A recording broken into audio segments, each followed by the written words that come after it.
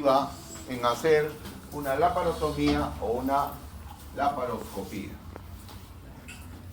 Como ustedes bien saben, con la venida de la tecnología moderna, las intervenciones quirúrgicas se han sofisticado, de tal manera que en la actualidad la gran mayoría de operaciones, no todas, pero la gran mayoría, se realizan por laparoscopía, siendo la laparotomía un procedimiento en el cual se apertura la cavidad abdominal para ingresar a la cavidad peritoneal. Entonces, una laparotomía es un procedimiento quirúrgico que aborda la cavidad peritoneal con dos objetivos: para ver si es que no hay diagnóstico, qué es, ¿no? Y segundo, para el tratamiento. Es importante. Las laparotomías pueden ser electivas, como también pueden ser de emergencia. Electivas, también llamadas planeadas, programadas. Son laparotomías en la cual ya hay un diagnóstico, pero previamente se planea, se programa la intervención quirúrgica que va a necesitar el paciente. Por ejemplo, en las neoplasias, un cáncer de colon, un cáncer de cabeza de páncreas, amerita, pues, ¿no?, planear con detenimiento para ver lo que mejor se le puede ofrecer al paciente. Y por eso se programa una laparotomía planeada. Pero también las hay de emergencia, también llamadas a demanda. Esas son aquellas laparotomías en las cuales hay que entrar sí o sí a hacer las operaciones porque está de por medio la vida del paciente. ¿Ok? Entonces esas son las intervenciones quirúrgicas en las cuales hay que tomar decisiones más rápidas. Y finalmente este último procedimiento, que es la laparostomía, que también es semejante a la laparotomía. La diferencia está en que en la laparostomía no se cierra la pared abdominal. Se interrumpe una de las etapas de la laparotomía, cual es la síntesis o el cierre de la pared, quedando de esta manera abierta la cavidad. Con el objetivo se hace esto de volver a ingresar a sala de operaciones en determinadas oportunidades para poder limpiar la cavidad. ¿Okay? Entonces, una cosa es laparotomía, otra cosa es laparostomía. La laparotomía tiene como objetivos importantes, en el caso de las laparotomías de emergencia, cohibir la hemorragia. Obviamente, un accidente de tránsito, el paciente está chocado, está sangrando. Entonces hay que entrar a cohibir la hemorragia. Controlar la contaminación. Ejemplo, un paciente con trauma abdominal por arma de fuego, ¿no?, o por arma blanca, puede contener una víscera hueca perforada. Por lo tanto, el contenido intestinal se está difundiendo en toda la cavidad. Por lo tanto, hay que controlar la contaminación. O realizar la exéresis de órganos. Ejemplo, en las pancreatitis necrohemorrágicas, que son las más severas, ¿no? Ahí prácticamente el páncreas ha desaparecido, está totalmente saponificado, necrosado. Entonces, ese tejido ya no sirve, ese tejido está muerto y va a ser materia de cultivo para gérmenes. Entonces, ahí hay que sacar eso, exéresis de los órganos. O reparación, en su defecto, puede haber fracturas de hígado, fracturas de vaso, que hay la necesidad de reparar, o sea, de suturar. Y finalmente, lavar la cavidad, ¿no? También es importante que ustedes conozcan que cuando hay una peritonitis contaminada, por ejemplo, por una apendicitis complicada, hay pus en la cavidad libre, hay que sacar toda esa pus y encima hay que lavar la cavidad para evitar que se quede algo de pus y vuelva a formarse un absceso. Entonces, esos son los objetivos de la laparotomía. La laparotomía tiene sus etapas, sus fases. La primera es la apertura de la pared abdominal. Esta apertura, como vamos a ver después, se realiza mediante incisiones. En el caso de la laparoscopía, también se hacen incisiones, pero muy pequeñitas, a través del cual ingresan los trocares, con los cuales se va a trabajar dentro de la cavidad peritoneal. La siguiente etapa es la exploración de los órganos. Siempre que ustedes ingresen en una laparotomía, nunca de frente vayan al meollo del asunto, o sea, la intervención quirúrgica. Primero hay que ver. Han pasado accidentes severos, serios, con consecuencias médico-legales para el cirujano. Por ejemplo, siempre les doy un ejemplo. Entraron porque había un estallamiento renal en el lado derecho. Se dedicaron a sacar el riñón, o sea, la nefrectomía derecha, y cerraron. Oh, sorpresa, el paciente no tenía riñón izquierdo. Para que vean. Entonces ese paciente lo condenaron a diálisis para toda su vida. Entonces hay la necesidad de explorar la cavidad. ¿Ok? La siguiente etapa es ya la cirugía a la que se entró por la laparotomía. O sea, si yo entro por una apendicectomía, tengo que sacar el apéndice. Si entro por una colecistectomía, tengo que sacar la vesícula. Luego viene el inventario o revisión. Esto es una etapa importante porque aquí las enfermeras, que son parte del equipo quirúrgico, ayudan al cirujano al conteo de los cuerpos extraños. Me refiero a gasas, pinzas, etc. Entonces la enfermera le advierte al cirujano, cuando ya va a cerrar la cavidad, le dice, doctor, falta una gasa. Entonces inmediatamente hay que buscarla, hay que revisar la cavidad. Ustedes saben perfectamente en el conejo nomás cómo se pierden las gasas, chiquitas sobre todo, las gasas pequeñas. En un paciente adulto, obeso, con un abdomen prominente, gigante, una gasa chica, pues, no, se puede perder. E inclusive también gasas grandes, o en su defecto ya exagerando, porque esto nunca lo he visto, pero se describe en la bibliografía acerca de pinzas, bueno, sobre todo pinzas pequeñitas, tipo hámster mosquito. Entonces es importante la revisión. Y finalmente el cierre de la pared, también llamado síntesis de la pared. Entonces ahí tenemos a las dos tipos de laparotomías, las electivas o las de emergencia. En el primer tiempo, o sea en la primera etapa, la apertura, se hacen incisiones, como ya les mencioné. Estas incisiones pueden ser verticales, transversas o mixtas, ¿no? Las incisiones verticales generalmente se hacen a nivel de la línea alba, ustedes saben, ¿no? La línea alba es justo el espacio que queda entre los dos estuches de los rectos, ya saben por anatomía, por ahí se aborda la cavidad. Esa incisión se llama mediana. O también pueden ser incisiones verticales paralelas a la mediana, paramedianas, si son derechas o son izquierdas. También pueden ser supraumbilicales o infraumbilicales. Esas son las incisiones verticales. Las transversas son incisiones más pequeñas, ¿no? Pero que generalmente estas incisiones son estéticas, que ya tienen un diagnóstico definido.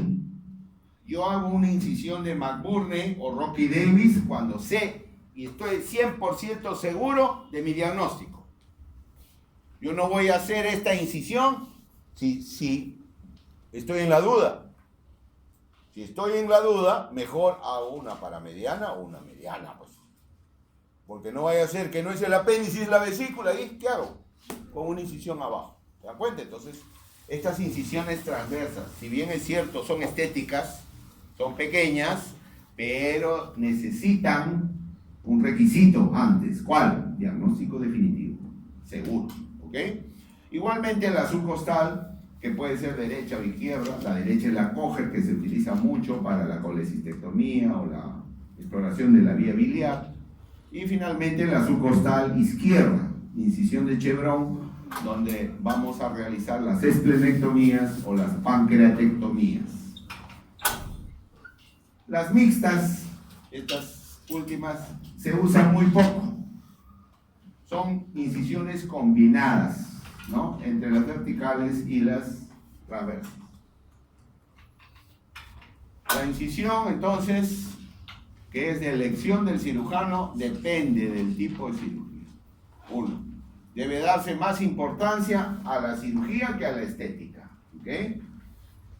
Primero, no nochere. Acuérdense, primero no hacer daño. Entonces, yo prefiero hacer una incisión mediana, ¿no? Supra infraumbilical y salvarle la vida a ese paciente antes que hacer una incisión pequeñita ¿no? Y quedar estética, pero paciente cadáver. ¿Se dan cuenta? Entonces, es importante eso. Primero en la vida. Depende mucho del diagnóstico. Entonces, cuando uno hace una incisión, es importante y cuenta fundamental factor, la inervación de la pared. Acuérdense que la pared abdominal presenta una inervación desde T7 hasta L1, ¿no? Y esas ramas nerviosas corren a través de la pared en forma oblicua, descendente, así como uno mete la mano en el bolsillo, igualito.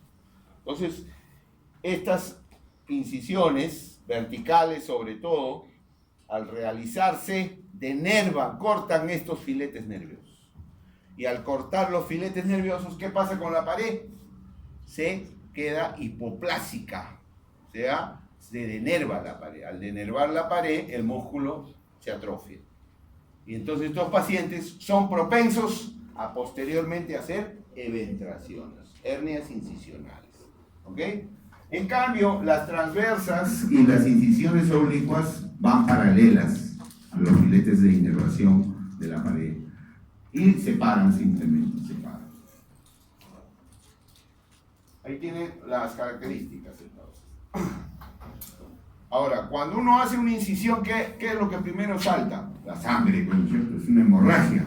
Entonces, cuando inmediatamente hecha la incisión hay sangrado, se puede hacer la hemostasia. Y esa hemostasia puede ser de diversas formas. Digital, o sea, con el dedo cuando es sangrado venoso, ¿no? O con presión directa con gasa, o de otra manera también en forma instrumentada. Por ejemplo, acá tenemos con ligadura de vasos, ¿ven?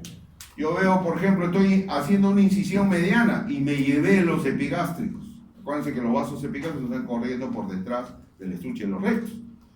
Los vasos epigástricos son muy grandes, aunque parezca mentira, y empiezan a sangrar, queda bien. Entonces ahí hay que recurrir a la ligadura.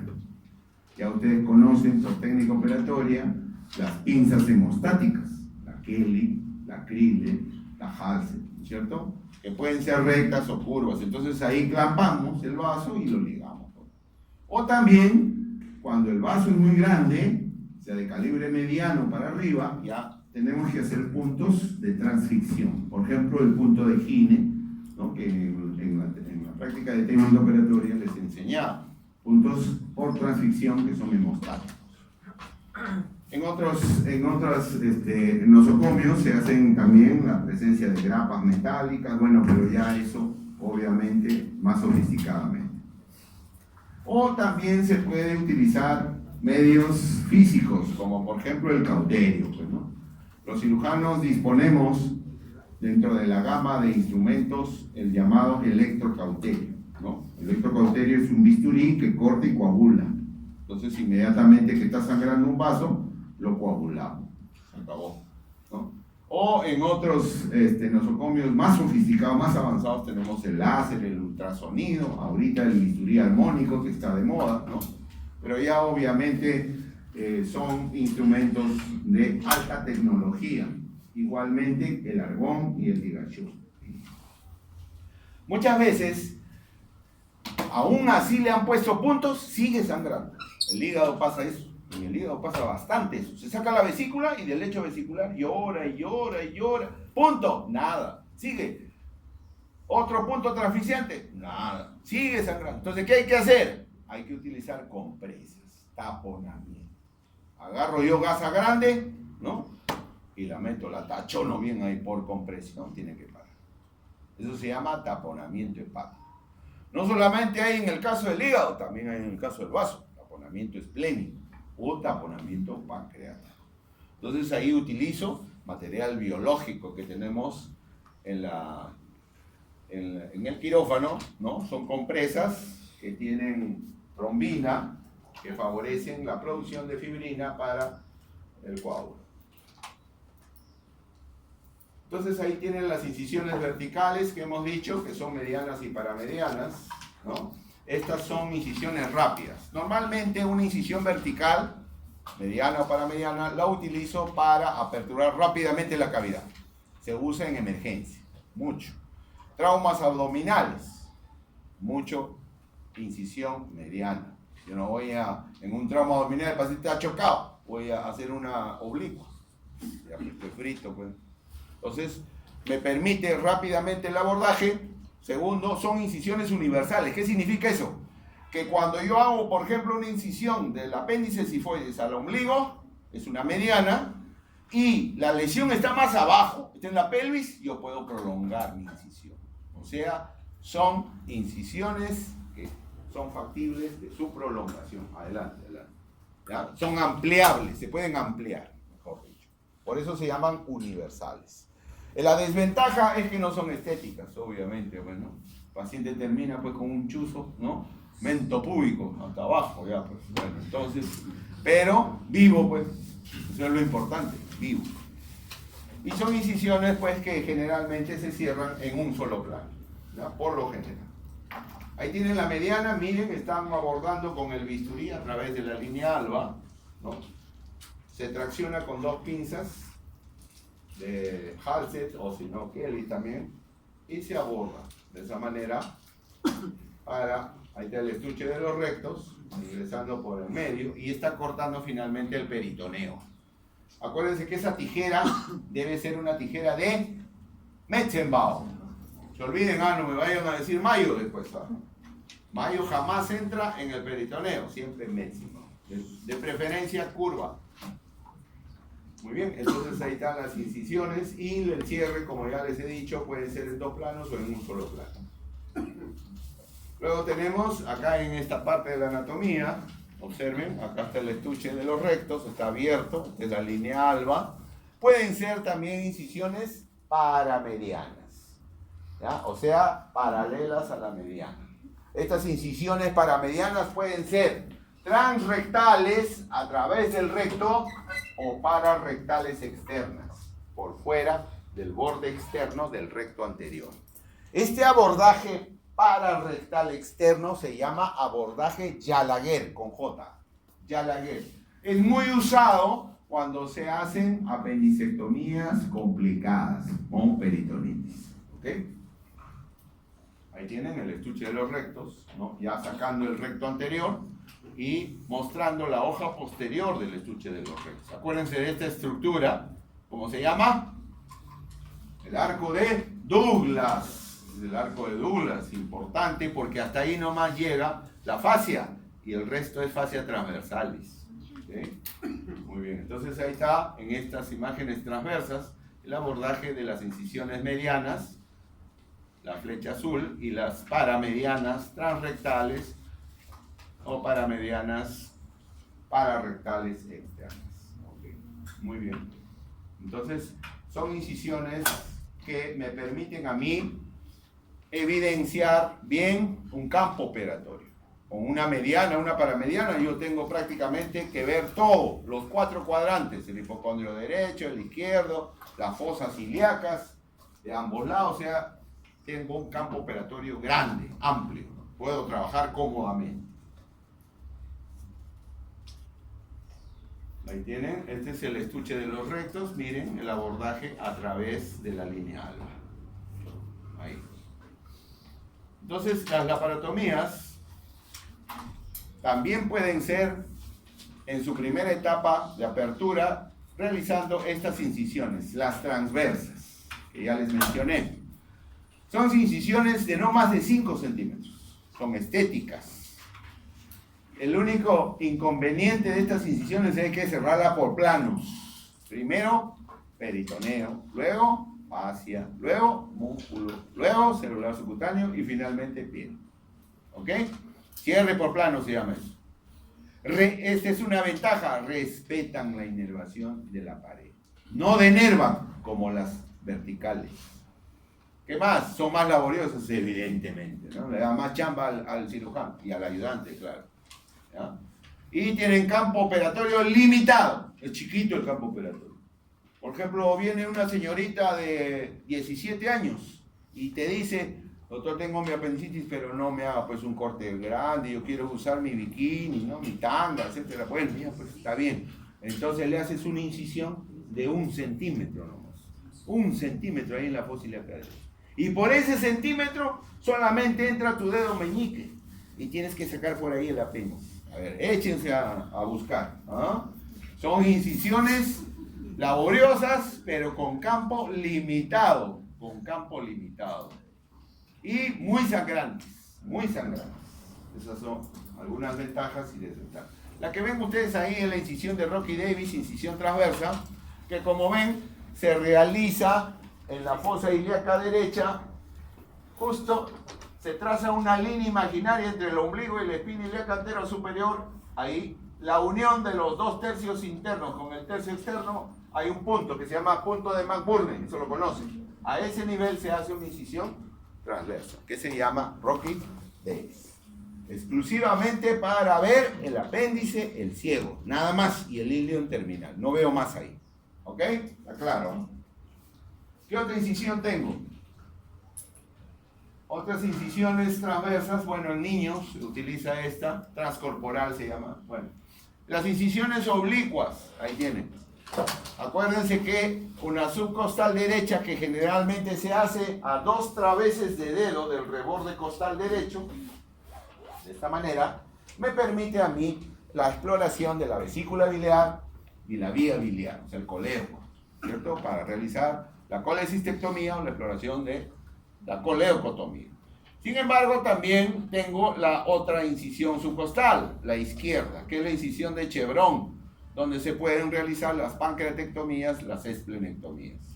Y otras incisiones de menor uso, esta sí se usa, la Fan Steel, miren, la Fan Steel es una incisión, no está acá, suprapúbica, acá. Más o menos ustedes tocan la sínfisis del pubis, a 2 traveses de dedo, hacen una incisión de 10 centímetros. Esa no la usamos mucho los cirujanos generales. ¿Quién las usa? Los ginecólogos. Así es. Las usan los urólogos cuando van a hacer la cesárea, la histerectomía, o en el caso de urología, por ahí hacen la prostatectomía. ¿Okay? Entonces son muy usadas por estas especialidades quirúrgicas. Luego tenemos la McBurney, que es una incisión que también semeja a la Rocky Davis, pero que es oblicua. A nivel del punto de McBurney se realiza una pequeña incisión de 5 centímetros en dirección del apéndice. El apéndice va así siempre. Entonces yo hago una incisión de 5 centímetros en esa misma dirección.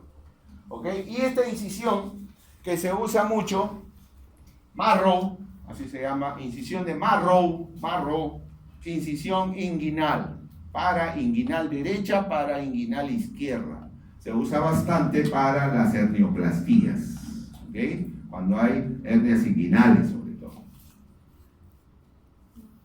Ahí tienen todas las incisiones, esa es la de Kocher, es una incisión bien laboriosa porque como ustedes verán, después de la piel viene el celular, luego viene la fascia del oblicuo mayor, el oblicuo menor, el transverso, hay que atravesar muchos músculos para poder abordar la vesícula. Esa es la de Kocher, incisión de Kocher, muy usada. Esta es la de McBurney, ¿ven? Es una incisión en dirección del apéndice, después de la piel celular subcutáneo, me encuentro acá con la fascia del oblicuo mayor, la incido, y debajo del oblicuo mayor voy a encontrar al músculo transverso y al oblicuo menor. Acuérdense de los músculos anchos del abdomen. Estos últimos, ojo con lo que les digo, no duerman. El oblicuo menor y el transverso no los corto, los separo, los divulsiono, nada más, no se cortan. Y finalmente abordo la cavidad del ciego y el apéndice. El cierre es por planos. Esta es la de Fan Steel, miren, ese Fan Steel es una incisión, como ya les dije, suprapúbica, de 10 centímetros, donde se abordan los genitales femeninos o masculinos. Entonces ahí, en conclusión, tanto incisiones verticales como transversas tienen sus ventajas y desventajas, que ya he mencionado. Siguiente etapa.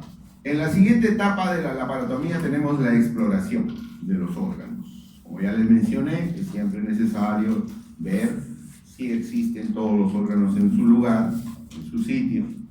Y esto favorece sobre todo la identificación de los órganos que son bilaterales. El riñón. ¿Ok? ¿Qué más? ¿Qué otro órgano bilateral? Si hablo de riñón, cápsula suprarrenal. Tengo 2 cápsulas suprarrenales. 2 uréteres. ¿Ok? Eso es importante observarlo. Fundamentalmente, la exploración se realiza en el sentido de las agujas del reloj. Comienza en el cuadrante superior izquierdo, continúa en el cuadrante inferior izquierdo, después viene el cuadrante inferior derecho y terminamos en el cuadrante superior derecho. ¿Ok? La exploración, estoy hablando de la exploración, ojo. Entonces esa es la manera en que se realiza este procedimiento. Para esto, el cirujano ya tiene un mapa en la cabeza, ya sabe lo que va a ver. La cavidad abdominal se divide en 2 compartimentos, el compartimento supramesocólico e inframesocólico. ¿Quién divide estos compartimentos? El mesocolon transverso. ¿Se acuerdan de anatomía, no? Acá es importante la anatomía, el que se ha olvidado la anatomía ya fue. Porque en el examen voy a preguntar anatomía. Entonces, ¿qué cosa hay en el supramesocólico? El hígado, el estómago, el esófago, el vaso. ¿Qué hay en el inframesocólico? Los intestinos delgados, yeyuno, ine. ¿Okay? Todas estas estructuras y los espacios, por supuesto. Hay espacios de declive, por ejemplo, el Douglas, ¿no es cierto? O recto vesical. En el caso superior, acá vamos a encontrar el espacio hepatorrenal de Morrison, entre el riñón derecho y el hígado, el espacio sufrénico derecho e izquierdo. Y en la parte inferior, en el inframesocólico, los espacios parietocólicos, derecho, izquierdo, el espacio intermesentérico. ¿Por qué menciono esto? Profesor, ¿para qué me dice eso usted a mí? Porque el cirujano tiene que, en el momento de la exploración, ver cada uno de esos espacios. ¿Qué pasa, por ejemplo, si yo no reviso bien, no exploro bien? Se queda secreción en cualquiera de estos espacios. Cierro, el paciente, fiebre en el postoperatorio, dolor, doctor, me sigue doliendo, estoy mal, hay que reoperar otra vez. ¿Por qué? Por falla del cirujano, eso se llama negligencia. No caigan en eso. Entonces yo les recuerdo esto. Esto tiene que ser revisado, tiene que ser explorado. Entonces ahí está la exploración. Supramesocólico e inframesocólico. Tiene también el cirujano algunos recursos para ver espacios ocultos. Por ejemplo, ahí tenemos a la maniobra de Kocher. ¿En qué consiste la maniobra de Kocher? En decolar el ligamento colecisto-duodenal para levantar todo el marco del duodeno, conjuntamente con la cabeza del páncreas. ¿Y qué me permite esta maniobra de Kocher? Ver la cara posterior del duodeno, ver la cara posterior de la cabeza del páncreas. ¿Me puedo olvidar ahí, a ese nivel? Se puede quedar una perforación duodenal y no me da cuenta. No he hecho maniobra de Kocher. Ya me fregué.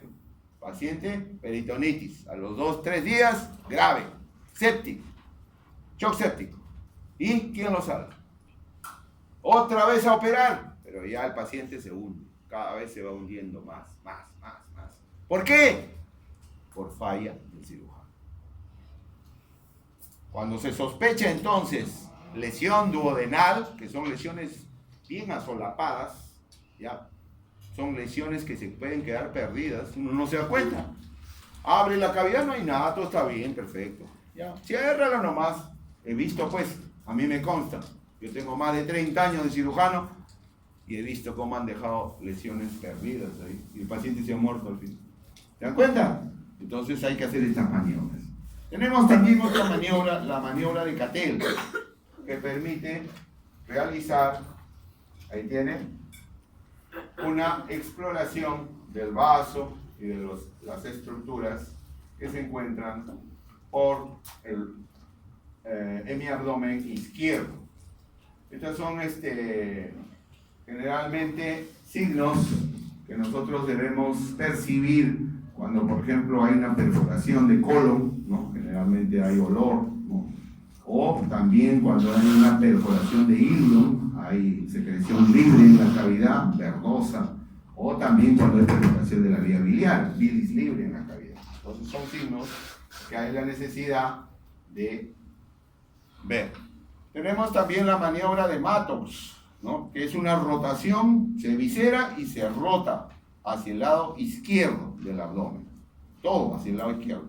Entonces con esta maniobra me permite a mí explorar el compartimento del lado derecho a nivel del retroperitoneo. Esa es la maniobra de Cohen. Miren cómo el explorador está levantando el duodeno y la cabeza del páncreas para poder visualizar la cara posterior. Maniobra de Cohen. Esta es la maniobra de Cattell. También es una rotación, ¿ven? La movilización de todos los órganos intra y retroperitoneales derecho hacia la línea media, o sea, al revés, del lado derecho hacia la línea media. Entonces yo puedo apreciar, cuando hago maniobra de Cattell, la vena cava inferior, las estructuras retroperitoneales del lado derecho, uréter derecho, ¿ok? Entonces es maniobra de Cattell. Ahí tienen la maniobra de Cattell. Miren cómo se ven los grandes vasos, ¿ven? Son maniobras. Maniobra de Cattell, maniobra de Mattox, que son dos maniobras diferentes. Ahí está Cattell, miren. Estoy rotando todas las vísceras. Acá el cirujano está en su mano tomando a todos los intestinos y estoy apreciando la vena cava, ¿no es cierto?, inferior, el riñón del lado derecho. ¿Ok? Muy bien, entonces esta es la laparotomía, que nos permite posteriormente en la siguiente etapa realizar, ¿no?, la intervención quirúrgica a la cual se ha ingresado. O sea, si hay esplenectomía, tengo que sacar el vaso.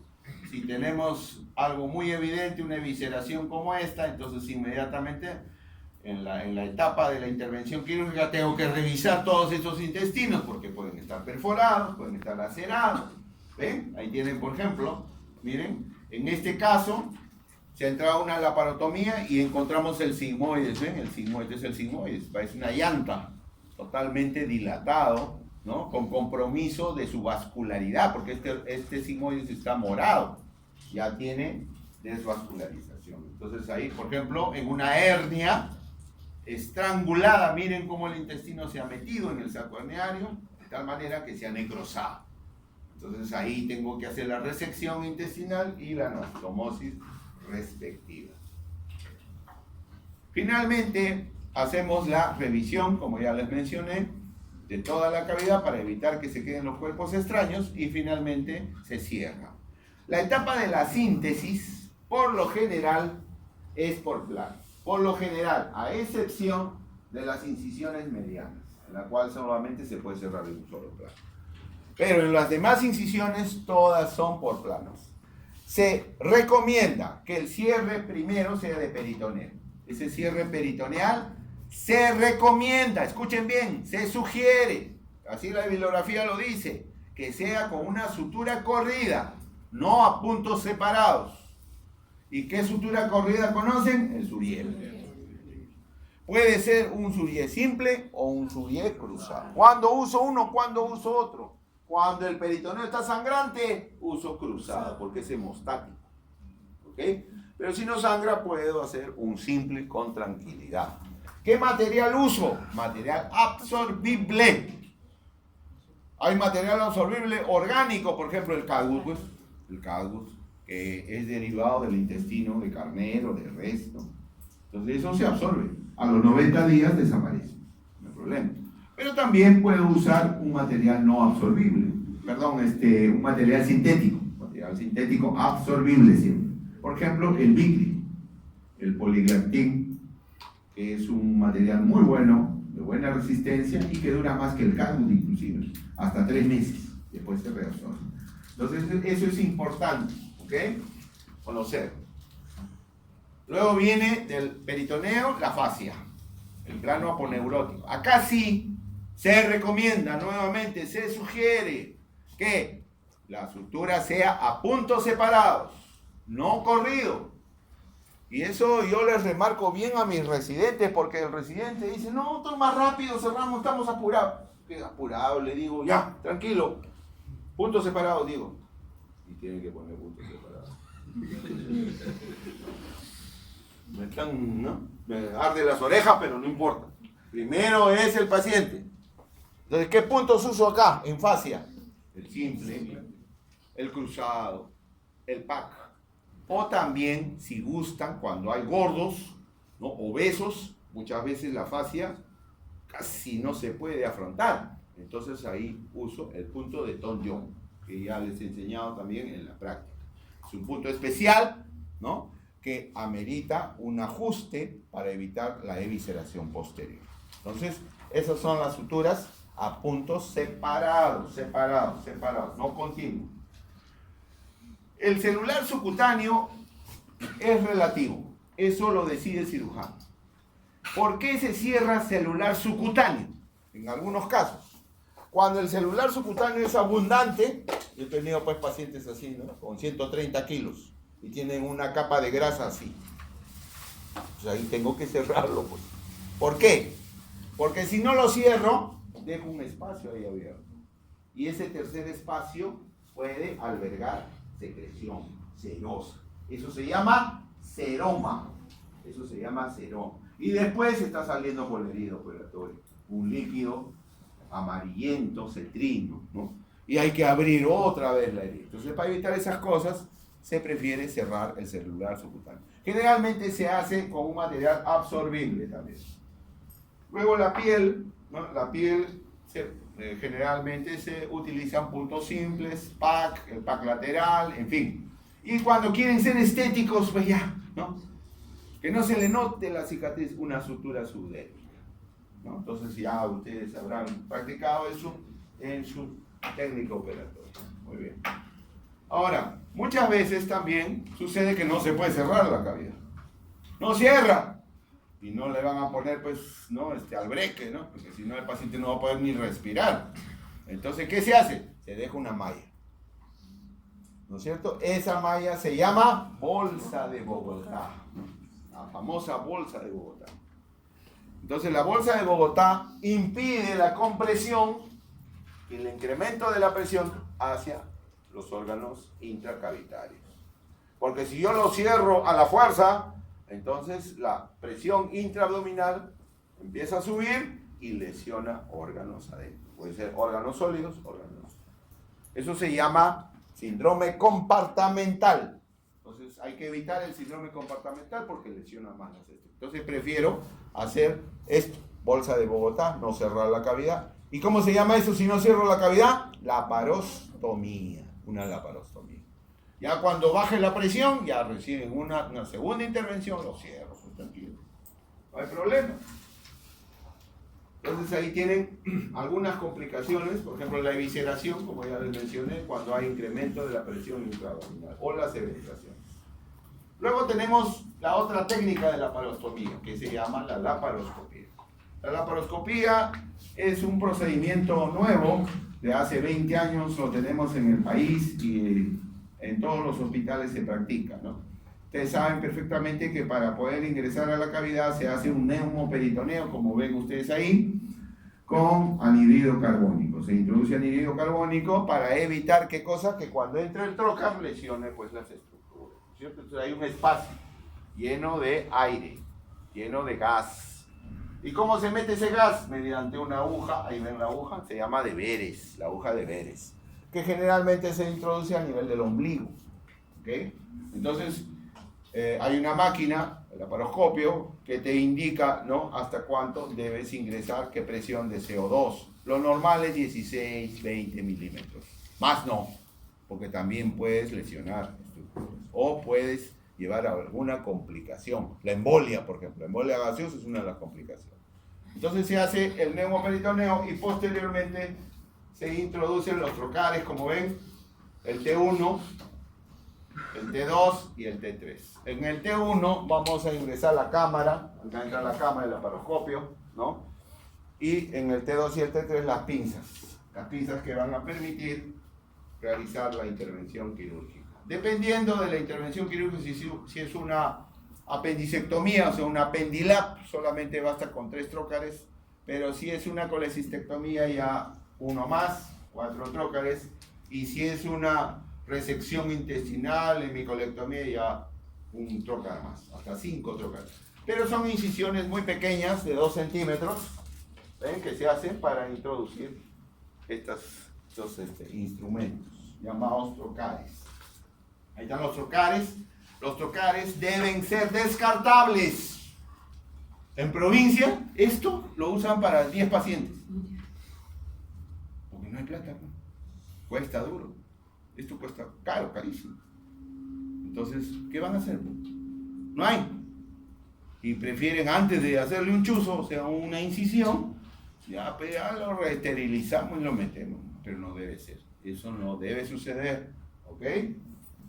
Son descartables. Esta es la pincería, igual que en una laparotomía convencional. Se tienen pues también tijeras, pinzas de tracción, pinzas de diéresis, etcétera, etcétera. El bisturita haciendo la primera incisión, el T1, en la región supraumbilical, apenas chiquita, y se procede a introducir esa aguja que ven, que es la aguja de Veres. Se introduce una gota de solución salina para saber si ya estamos en la cavidad peritoneal. Si entra fácilmente la gota de solución salina, no hay problema. Empezamos a insuflar el CO2. Ahí tienen, lo han conectado, el CO2, y se produce el neumoperitoneo. Inmediatamente el trocar. ¿Ven? Ahí viene el trocar, el T1, esa presión por si acaso. ¿Ya? Y luego, esto tiene un mandril. El mandril ya luego de introducido se saca, esto se saca y por ahí se introduce el laparoscopio, o sea la cámara, ¿no? Hay un ayudante que hace cámara, ¿no? Que enfoca, y hay otros dos que son los que operan. ¿Ven? Los otros trocares, y finalmente esto se visualiza en una pantalla, en un monitor. Muchos cirujanos prefieren más la laparoscopía que la laparotomía. ¿Por qué? Porque con la laparotomía tú lo ves chiquito, tamaño normal, ¿no? Pero con el monitor, con la laparoscopia, 20 veces grande más. O sea, puedes evidenciar vasos más pequeñitos, los puedes quemar, cauterizar, etc. O sea, es una intervención más detallada, digamos. Ahí tienen ustedes una vesícula, van a hacerla con el sistema laparoscópica, ¿no? Drenes. Durante una intervención quirúrgica, el cirujano puede o no dejar estos dispositivos llamados drenes, ¿no? El dren puede ser de dos tipos, de acuerdo a su función. Un dren de necesidad y un dren de seguridad. El dren de necesidad lo tengo que dejar, ¿por qué? Porque había una peritonitis con coprolito libre, pus en toda la cavidad, tengo que forzosamente dejar mi dren para que la secreción que ha quedado pueda seguir saliendo por él. Ese dren de necesidad puede mantenerse hasta 96 horas. ¿Ok? Después se moviliza o se saca. El dren de seguridad, y acá viene el asunto, que también puede ser el mismo, es un dren que se deja porque el cirujano no está seguro si ha ligado bien la cística o la apendicular. Pucha, tengo duda. No, mejor le dejo un dren. Ya, dren de seguridad. Entonces, ese dren de seguridad sale a las 24 horas. Al día siguiente reviso mi dren. Sangre. Pucha, ya pues, ¿la ligué mal o no la ligué?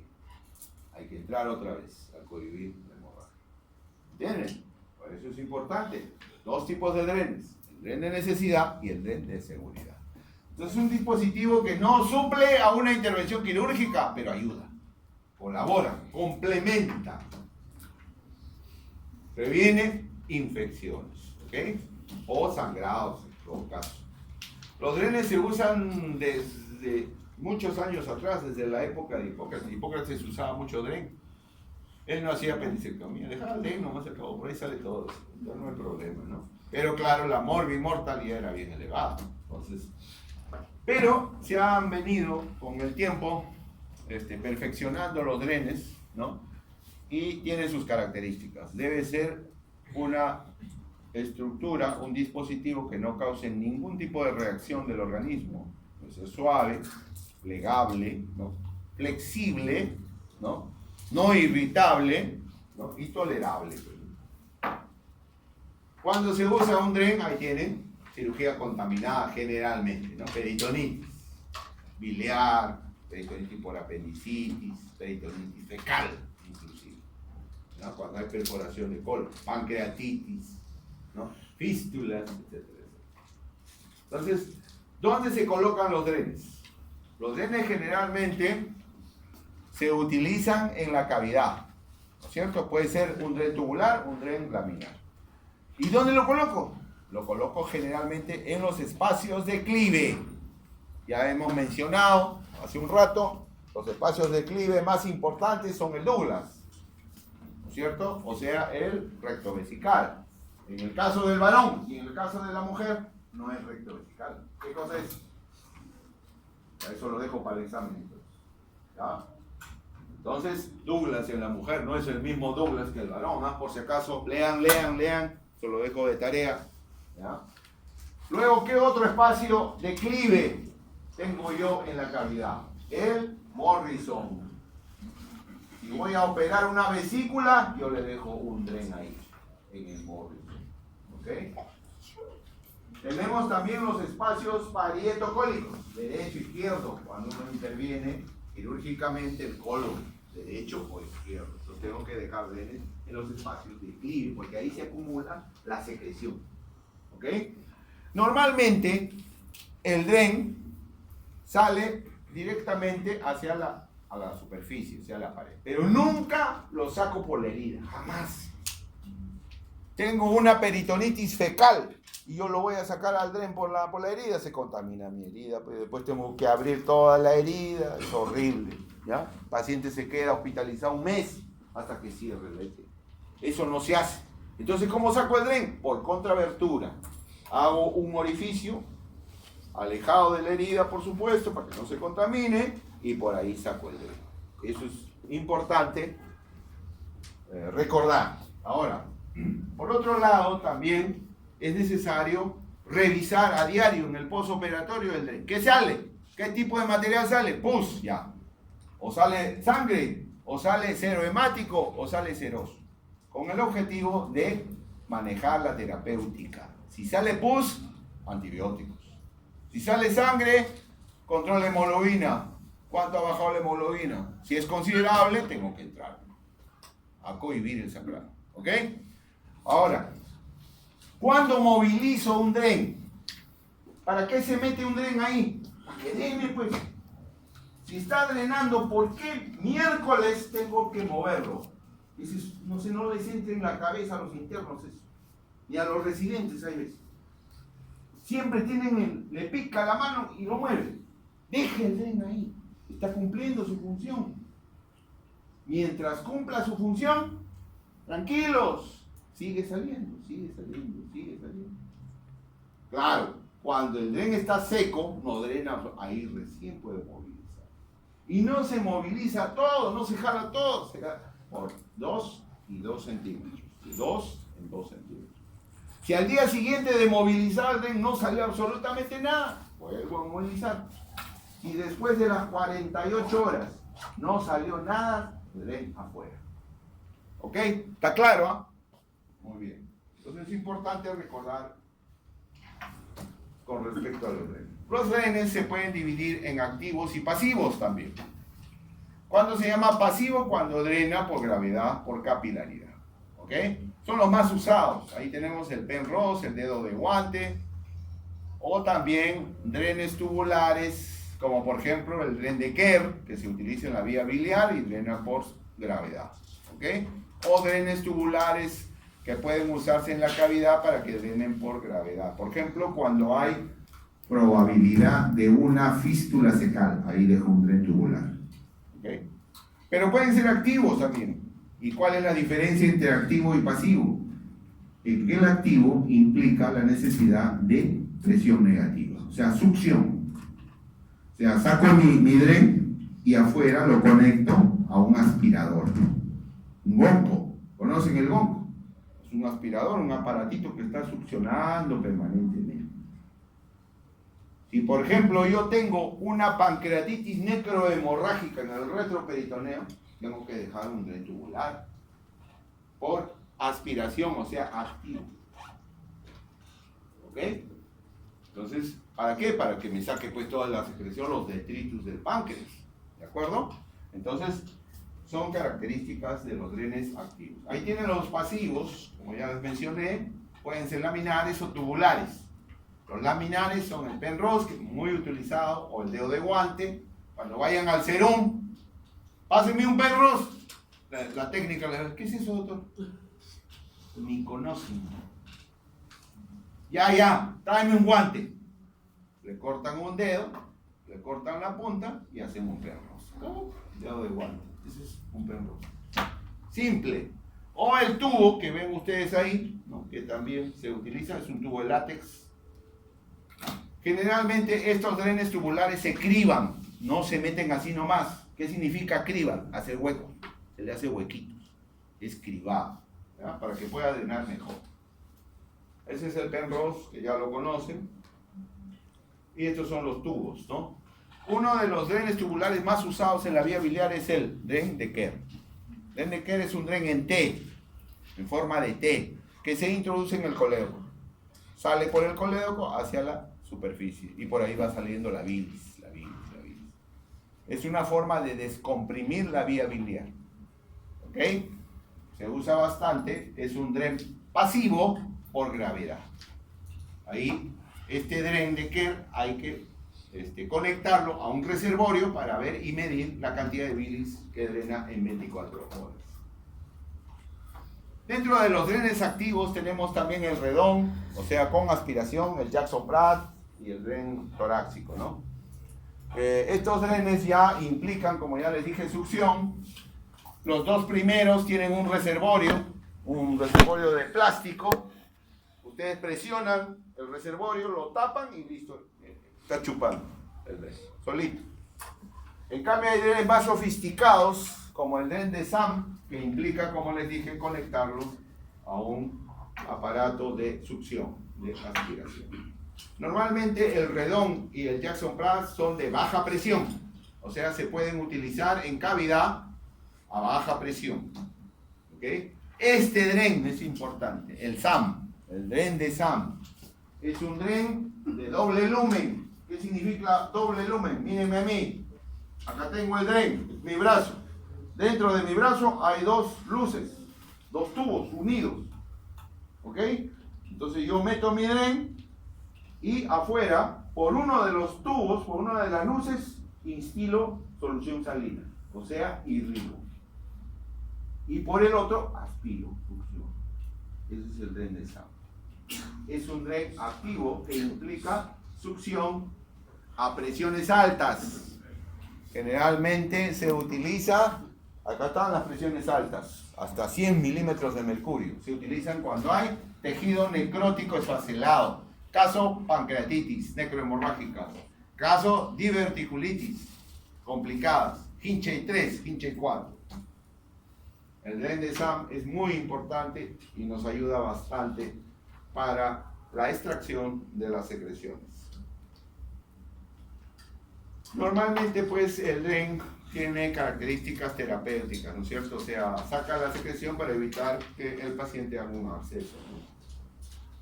O también puede ser profiláctico, como ya les dije, de seguridad, cuando se ha hecho una intervención quirúrgica grande y de esa manera evitar las infecciones del sitio operatorio. Muy bien, entonces ahí está la secreción, es importante verla, ¿no? Todos los tipos de secreción que pueden tener a través de un dren, muy importante, eso es evaluado por el cirujano. Y otra cosa, el dren jamás sustituye una intervención quirúrgica. Es una comunicación entre la cavidad y el medio externo. Ahora, recomendación. Cualquier dren que sale para la superficie tiene que ser fijado, fíjenlo. Se pone un punto de seguridad, así se llama. A su profesor de práctica de técnica operatoria, díganle, profesor, ¿cómo se fija el dren? Él tiene que enseñarles. Hay un punto especial que se hace para fijar el dren. Aprendan eso. Si no fijan el dren, ¿qué puede pasar? Como los intestinos tienen movimiento, se lo jalan, lo meten, desaparece. Échate a buscar el dren, ¿dónde estará? hay que operarlo otra vez al paciente para encontrar el dren y sacarlo. Eso no se hace. Eso no se hace. ¿Ok? Este es el Jackson Pratt, que también es un dren tubular. El Penrose, en fin, el Redón. Ahí está el reservorio que les mencioné de estos drenes activos.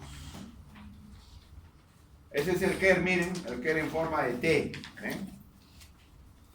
Se corta estos dos brazos, acá y acá, y esta porción va dentro del colédoco. Se cierra el colédoco, se sutura y este tubo sale a la superficie. Por acá sale la bilis. Se descomprime la vía biliar. Y hay que cuantificarlo a diario, cuánto de bilis sale. Muy bien. Para terminar la clase, tenemos este procedimiento, que siempre lo menciono porque es un procedimiento que salva vidas. Hasta hace 20 años, yo he vivido esto. El cirujano encontraba en la emergencia un paciente traumatizado con múltiples lesiones dentro. Hígado estallado, colon perforado, estómago perforado, vaso roto, todo. Y todo lo pegaba, todo sacaba el hígado, etcétera, hacía hepatectomías, colostomías, resección intestinal. La operación, un éxito. Paciente, muerto.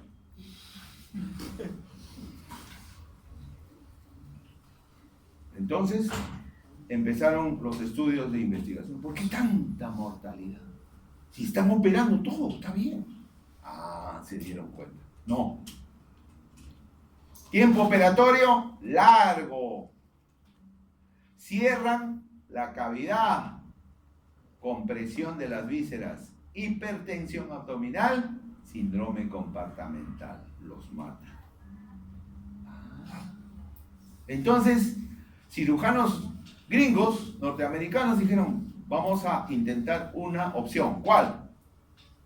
Cuando entramos a estos pacientes, solamente hacemos lo necesario, nada más. ¿Está sangrando el hígado? Tapón, se acabó, y afuera. Se ha roto el colon, está perforado, colostomía, saca la perforación afuera y listo, se acabó, nada más, y afuera. Y así. Eso se llama control de daños. Eso se llama control de daños. Y se vio que el paciente obviamente tenía que entrar otra vez a sala, pero vivo. Entraba 2, 3 veces a sala, pero se salvó la vida. El control de daños comienza en el quirófano, continúa en UCI. Ahí el uciólogo se mecha con la pelona, con la muerte. Tiene que compensarlo. Y cuando está ya bien compensadito, con buena presión, funciones vitales estables, etc., vuelve a entrar a la sala. Ahí recién retiras el tapón de gasa, haces tu resección contra el paciente bien. Excelente. Eso se llama control de daños. Realizar estrictamente lo necesario para que viva tu paciente. Nada más. No te pongas a hacer más cosas. ¿De acuerdo? Entonces, desde el año 90, como ven, ya se viene realizando este procedimiento que rompe pues la famosa triada de la muerte, ¿no? Y que evita de esa manera una alta mortalidad de los pacientes quirúrgicos. Acuérdense que la presión intraabdominal oscila normalmente entre 5 y 7 milímetros, pero puede elevarse, como ven, ¿no? Se eleva y eso hace mucho daño a las estructuras intracavitarias, a los intestinos, al hígado, al riñón, ¿no? Entonces, ¿qué hay que hacer? Hay que hacer laparostomías, evitar el síndrome compartamental y dejarle su bolsita de Bogotá. Se acabó. ¿De acuerdo? Entonces, eso se llama control de daño. Cierre definitivo posterior. Listo. Con esto hemos terminado. ¿Alguna pregunta? Preguntas, por favor. Algo que no haya quedado claro.